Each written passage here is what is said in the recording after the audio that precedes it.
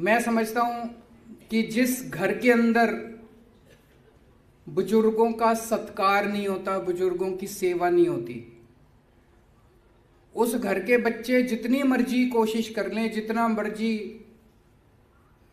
प्रयास कर लें, उस घर में बरकत नहीं हो सकती।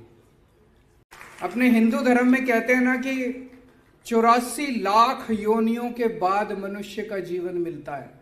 84 लाख योनियों के बाद कितनी मुश्किल से मनुष्य का जीवन मिलता है, और इसके बाद पता नहीं कब मिलेगा।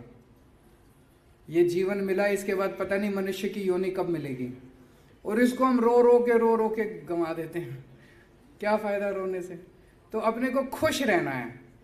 और अगर हम अपना बुढ़ापे में ये सोचे अब तो मैं बूढ़ा हो गया, तो आप ये सोचो कि 1/4 जिंदगी हमने इतनी मुश्किल से 84 लाख होने के बाद मिली और 1/4 जिंदगी खराब कर दी, तो उसका भी कोई फायदा नहीं। तो पूरे खुश रह के जिंदगी जीनी है। और पूरे बुढ़ापा, जैसे ये बिल्कुल सही कहा इन्होंने, age is just a number. आदमी की सोच सबसे इंपॉर्टेंट होती है। अगर आदमी नेगेटिव सोचता है, गीता में लिखा है हर पल हर व्यक्ति संघर्ष कर रहा होता है अच्छाई और बुराई के। कौरव और पांडव क्या है? एक सत्य है और एक असत्य है, एक सही है और एक गलत है। वो कौरव और पांडव की लड़ाई, कुरुक्षेत्र की लड़ाई हर पल हमारे अंदर चलती रहती है। एवरी सिंगल सेकंड चलती रहती है, हमारे मन में चलती रहती है, हमारे वचन में चलती रहती है, हमारे कर्मों में चलती रहती है, और हर पल हम संघर्ष करते हैं। जिस वक्त हम संघर्ष करना छोड़ देते हैं, हमारा बुढ़ापा आ जाता है। चाहे वो 30 साल की उम्र हो, 30 साल की उम्र में भी अगर हमने अपना संघर्ष करना छोड़ दिया, बुढ़ापा आ गया।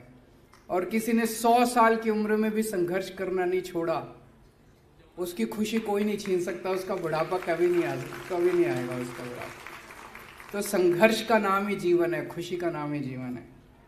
मैं समझता हूं कि जिस घर के अंदर बुजुर्गों का सत्कार नहीं होता, बुजुर्गों की सेवा नहीं होती, उस घर के बच्चे जितनी मर्जी कोशिश कर लें, जितना मर्जी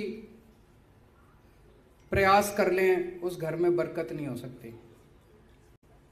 वैसे ही जिस समाज के अंदर बुजुर्गों की सेवा नहीं होती, उस समाज की और उस देश की भी कभी तरक्की नहीं हो सकती। आज हमारी दिल्ली दिन दूनी रात चौगुनी तरक्की कर रही है। उसका कारण ये है कि दिल्ली के बुजुर्ग, मैं समझता हूं कि बहुत खुश हैं कि नहीं है? और उनका आशीर्वाद है, और उनके आशीर्वाद की वजह से आज हम इतनी दिन दूनी रात चौगुनी तरक्की कर रहे हैं।